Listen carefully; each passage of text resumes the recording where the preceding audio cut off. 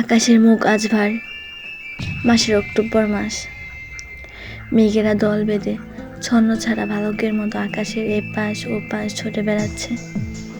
সারাদিন টিপ টিপ করে বৃষ্টি হলো, এখন কিছুটা ধরেছে। এই সময়টাতে মাটির শরীর থেকে একটু তীব্র গন্ধ বের হয়, যাকে কবিরা বলেন সোদা গন্ধ। আমার ধারণা এই গন্ধে এক ধরনের নেশা আছে।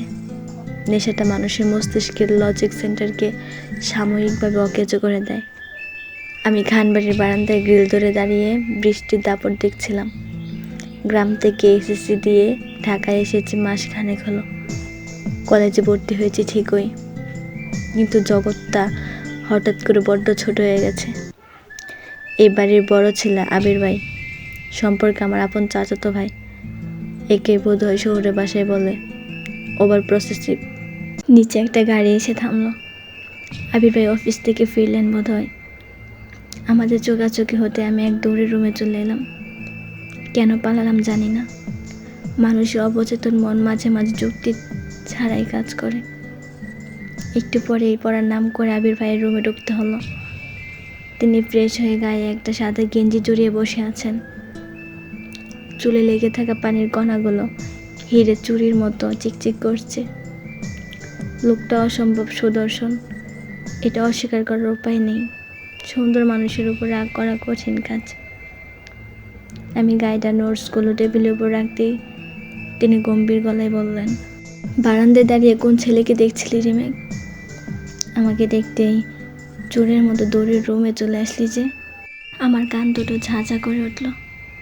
অস্বস্তিতে মাথার ওড়নাটা আরেকটু টেনে দিয়ে বললাম, কাউকে দেখছিলাম না আবির ভাই, আপনি ভুল বুঝেছেন। আবির ভাই চেয়ারটা টেনে আমার মুখোমুখি বসলেন। তিনি মৃদু হেসে বললেন, ভুল মেঘ, আমার লজিক খুব পরিষ্কার। তুই দাঁড়িয়েছিলি আকাশের দিকে মুখ করে নয়, গেটের দিকে তাকিয়ে। আর আমাকে দেখা মাত্রই পালালি কেন তাহলে? নিউটনের গতির সূত্র অনুযায়ী প্রতিটি ক্রিয়ায় একটি সমান ও বিপরীত প্রতিক্রিয়া আছে। তোর পালানোটা হলো প্রতিক্রিয়া। ক্রিয়াটা কি? আমি মাথা নিচু করে বললাম, বৃষ্টির ছিটে লাগছিল তাই চলে এসেছি। আবির ভাই শান্ত গলায় বললেন, মিথ্যা বলছিস? আমি চুপ করে রইলাম। এই লোকটার সাথে তর্ক করা মানে নিজের বিপদ ডেকে আনা। তিনি আমার পড়ার গাইডটা হাতে নিয়ে পাতা উল্টাতে উল্টাতে বললেন, শোন, কাল থেকে তোর ওই কোচিংয়ে যাওয়া বন্ধ। মাস্টারে দরকার হলে আমি বাসায় টিচার রেখে দিব, কিন্তু বাহিরের ওই বকাটে ছেলেদের ভিড়ে তোকে আর পাঠানো যাবে না। শহরটা ভালো না রে মেঘ, এখানে মানুষের চেয়ে ছায়া বেশি করে। আমার ভেতরটা হু হু করে উঠল। গ্রামে ছিলাম সেটাই বোধহয় ভালো ছিল। সেখানে অন্তত খোলা আকাশ ছিল, আর ছিল না এমন সারাক্ষণের জেরা। বাইরে আবার ঝুমঝুমিয়ে বৃষ্টি নামছে। ঠিক 1 মাস আগের কথা। মানুষের জীবনে কিছু কিছু মুহূর্ত আসে যখন যুক্তি বুদ্ধি জট পাকিয়ে যায়। আমার বেলাতেও ঠিক তাই হলো। সেদিন ঘরটা বেশ অন্ধকার ছিল। সেই অন্ধকারের সুযোগ নিয়ে কেউ একজন আমাকে পেছন থেকে চাপটে ধরল। আমি বেশ চমকে গেলাম। গায়ে স্পর্শে বুঝলাম কোনো এক যুবক। কিন্তু এই ভর দুপুরে কার এত বুকের পাটা যে আমাকে মায়া হরিণের মতো জড়িয়ে ধরবে? আমি লোকটার হাত খামচে ধরলাম। মনের ভিতর তখন রাগের চেয়ে বিস্ময়টাই বেশি। দাঁতে দাঁত চেপে বললাম, কোন কিসিমের হতচ্ছাড়া লোক রে বাবা? ঠিক সেই মুহূর্তে দরজায় পায়ের শব্দ শোনা গেল। আমাকে ঝাপটে ধরা লোকটা মুহূর্তেই স্বাভাবিক হয়ে দাঁড়িয়ে পড়ল। আমি অবাক হয়ে তাকালাম। লোকটা বেশ লম্বা চওড়া, চেহারায় একটা কেয়ারলেস ভাব আছে। গালে চাপদাড়ি, পরনে ধবধবে সাদা শার্ট, যার হাতা কোণে পর্যন্ত গোটানো।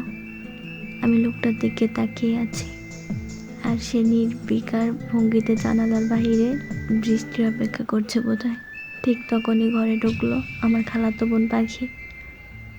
পাখিকে দেখা মাত্র লোকটা কোনো কথা না বলে গট গট করে ঘর থেকে বেরিয়ে গেল, যেন কিছুই হয়নি।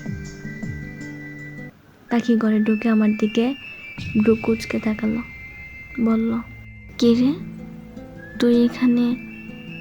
আবির ভাইয়ের সাথে কি করছিস? আমি আকাশ থেকে পড়লাম, হড়বড় করে বললাম, আবির ভাই? কোন আবির ভাই? পাখি হাসলো। সে বলল, আশ্চর্য, তুই নিজের কাজিনকেও চিনতে পারিস না?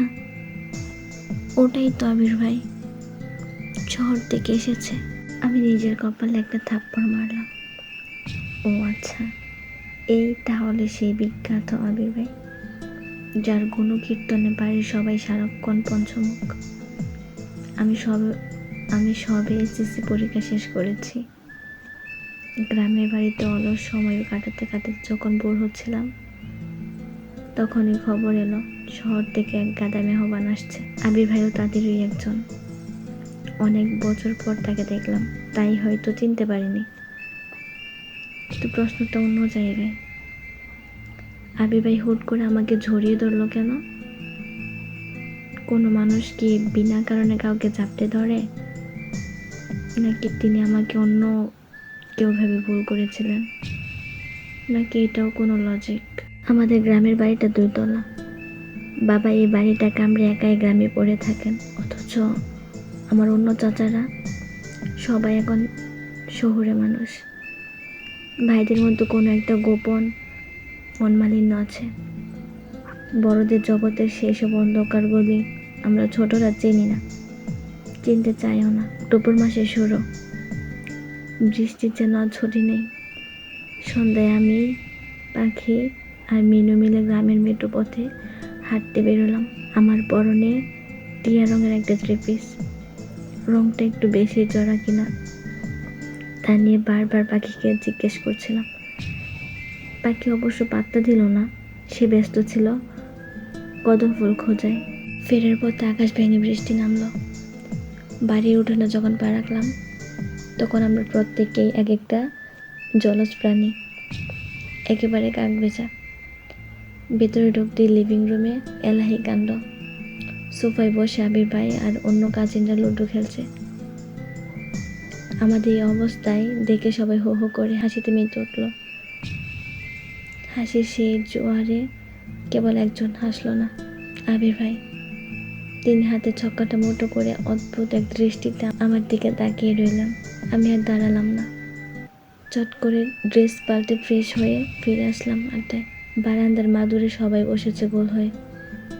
আমি যেই না বসলাম, অমনি আবির ভাই কোনো কথা না বলে রোবটের মতো উঠে দাঁড়ালেন। তারপর গড়গড় করে সিঁড়ি দিয়ে উপরে চলে গেলেন। মিনু ফিস করে বলল, কি রে মেঘ, তুই আসতেই আবির ভাই চলে গেল কেন? তুই কি পকেটে করে ভূত নিয়ে এসেছিস? আমি উত্তর দিলাম না। মনের ভিতর একটা খচখচে ভাব রয়ে গেল। লোকটা এমন কেন? আমি আসাতে কি ওনার রাজত্বে ভাগ পড়ে গেল? বাইরে তখন বৃষ্টির বেগ বেড়েছে। ঝমঝম শব্দে জানালার পর্দাগুলো ভূতের মতো নড়ছে। সেই শব্দের তালে তালে আমরা খেলা চালিয়ে গেলাম। রাত যখন গভীর হলো, বৃষ্টি তখন ক্লান্ত হয়ে ঝিরঝিরে রূপ নিয়েছে। অক্টোবর মাসের মাঝরাতের বাতাসে একটা হিমেল পরশ থাকে। ঘরের ভেতর দম বন্ধ লাগছিল। সবার অলক্ষ্যে আমি গুটি গুটি পায়ে ছাদে চলে গেলাম। মাঝরাতের ভেজা ছাদ, একাকী বৃষ্টি আর আকাশের মেঘেদের লুকোচুরি। আহা, এর চেয়ে সুন্দর আর কি হতে পারে? কিন্তু ছাদে পা রাখতেই আমার শির দ্বারা দিয়ে ঠান্ডা স্রোত বয়ে গেল। ছাদের এক কোণে রেলিং ধরে কেউ একজন দাঁড়িয়ে আছে। অন্ধকার ভেদ করে সিগারেটের আগুনের লাল বিন্দু মাঝে মাঝে জ্বলে উঠছে। আমি কিছুটা সাহস সঞ্চয় করে খাটকর্তা গলায় প্রশ্ন করলাম, কে এখানে? মাঝরাতে ছাদে কি করছেন? ছায়াটা ধীরলয়ে আমার দিকে ফিরে তাকালো। সিগারেটের শেষ টান দিয়ে আগুনের অংশটুকু নিচে ফেলে দিল সে। লোকটার অবয়ব স্পষ্ট হতে আমি পাথরের মতো জমে গেলাম। আবির ভাই। তিনি পকেটে হাত দিয়ে আমার দিকে কয়েক পা এগিয়ে আসলেন। আচমকাই এক উদ্ভট কথা বলে বসলো, মেঘ, তুই কি জানিস মধ্যরাতে ছাদে একা আসাটা বোকামি, বিশেষ করে যখন আকাশের মন খারাপ থাকে। আমি আমতা আমতা করে বললাম, আমি তো জানতাম না আপনি এখানে। জানলে কি আসতি না? বলি আবির ভাই আমার খুব কাছে এসে দাঁড়ালেন। তার গায়ের থেকে বৃষ্টির ঘ্রাণ আর দামি সিগারেটের একটা মিশ্র গন্ধ আসছে। তিনি বললেন, নিচে যখন সবাই হাসাহাসি করছিল তুই তখন টিয়া রঙের পোশাকে পিছে সপসপে হয়েছিলি। ওভাবে সবার সামনে আসাটা কি ঠিক হয়েছে? আমি অবাক হয়ে বললাম, কেন, কি হয়েছে? আবির ভাই একটা লম্বা শ্বাস ফেলে আকাশের দিকে তাকালেন। তারপর খুব নিচু স্বরে বললেন, সবকিছু লজিক দিয়ে বোঝানো যায় না। যা, নিচে গিয়ে ঘুমা। বৃষ্টিতে ঠান্ডা লেগে গেলে তোর বাবা আবার আমাদেরকেই ধরবেন। আমি চলে আসতে উদ্যত হতেই তিনি আবার ডাকলেন, মেঘ।